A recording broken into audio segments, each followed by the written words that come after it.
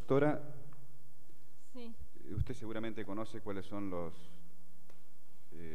las condiciones del reglamento para su exposición. Cuenta con 20 minutos a partir de este momento como máximo, vencido el cual, o vencido el tiempo que usted aproveche para sí misma, el tribunal le puede formular algunas preguntas, por supuesto atingentes al caso, acerca de cuya decisión usted tiene por delante la posibilidad de dar sus fundamentos.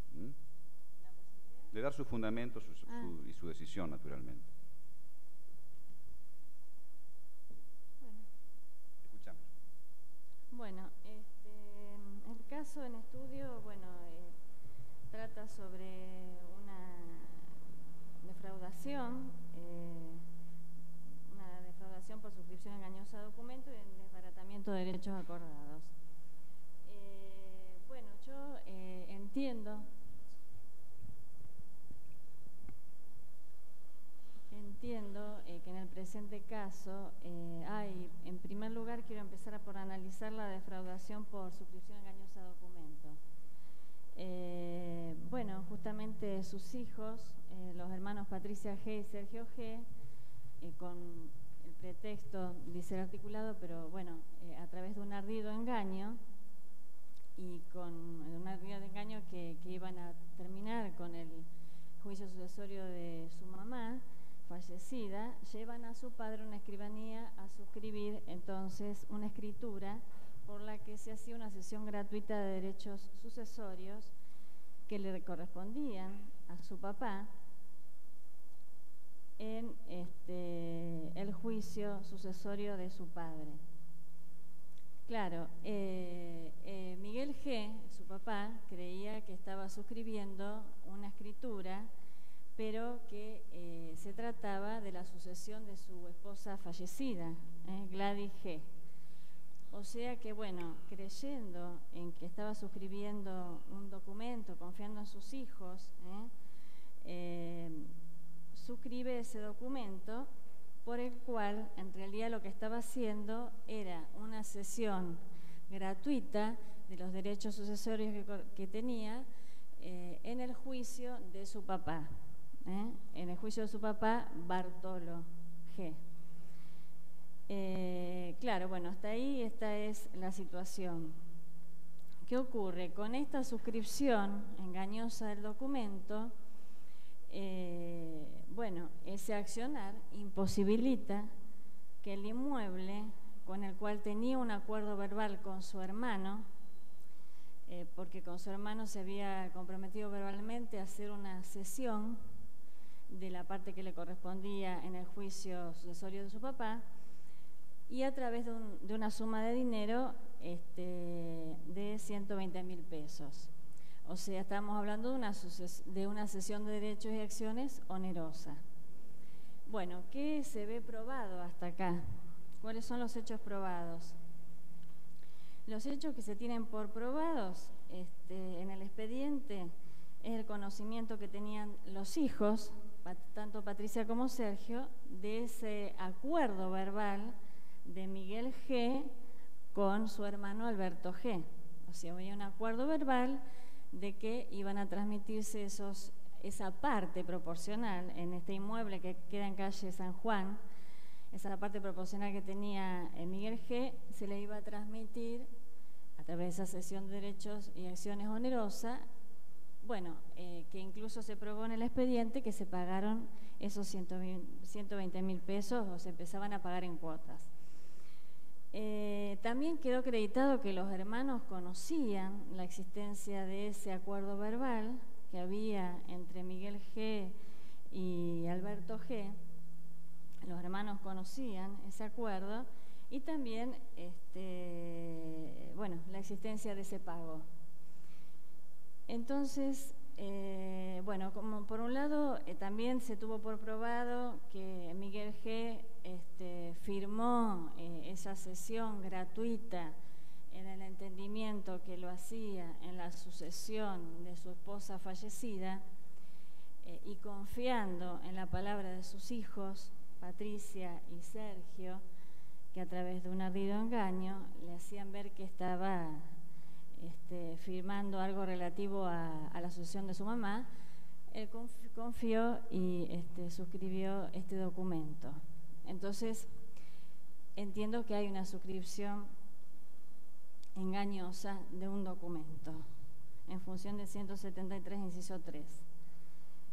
Con respecto a la figura de desbaratamiento de derechos acordados, cabe analizar la cesión, el acuerdo verbal del que se habla entre los hermanos Alberto G. y, Miguel G. Claro, había un acuerdo verbal en que le transmitía a Miguel G. su parte en los derechos de su papá, en la asociación de su papá, a cambio de la suma de 120.000 pesos. Claro, es un acuerdo verbal y toda cesión de derechos y acciones por aplicación del artículo del Código Civil requiere que se labre a través de un instrumento como lo es una escritura pública. Remitiéndonos al 1185 del Código Civil, podemos también entonces, viendo que acá hay un acuerdo verbal, no hubo escritura, podemos ir analizando otros artículos a los que podemos remitirnos. El 1188 y el 1187, que tratan más específicamente este tema. Claro, el 1188 hace referencia a que los contratos que deben celebrarse por escritura pública o particular, que no lo hubieran sido así, surten ese efecto, y en función del 1187, se transforma en una obligación de hacer, una obligación de otorgar una escritura pública, de manera tal que la otra parte puede demandar la exigencia de que esa escritura pública se labre. Esa obligación de hacer se transforma en el derecho de la otra parte a demandar para el otorgamiento de la escritura pública.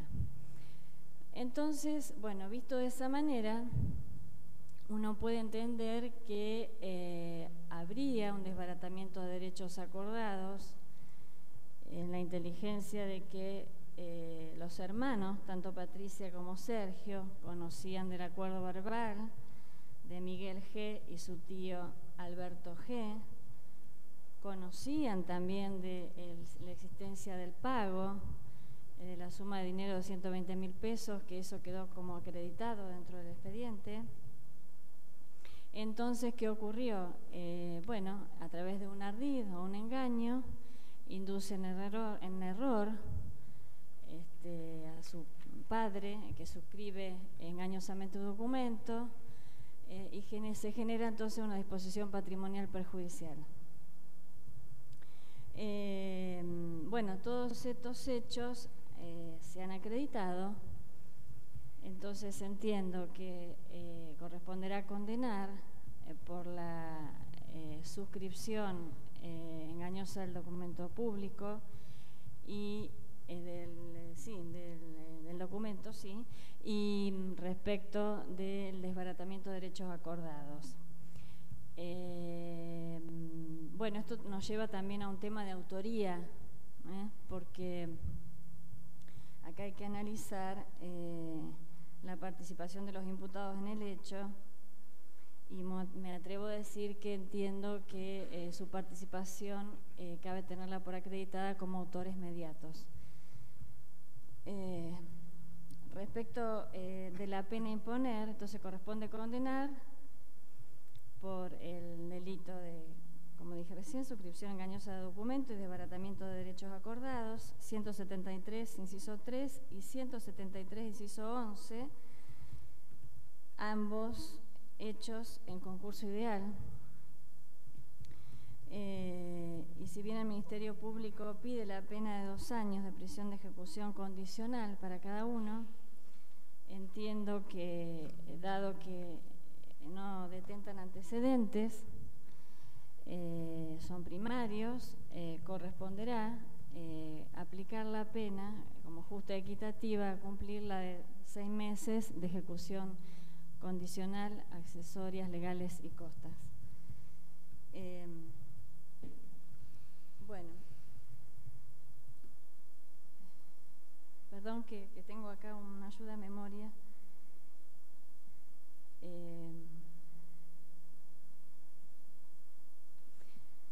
Bueno, más o menos esa es la síntesis del caso, como lo veo. Bueno, su decisión concreta es la de condenar como autores mediatos de defraudación doblemente concursada de manera ideal a los hermanos en razón del conocimiento que poseían acerca del acuerdo verbal entre quien suscribe, vale decir su padre, el documento bajo error, perjudicando de ese modo el patrimonio de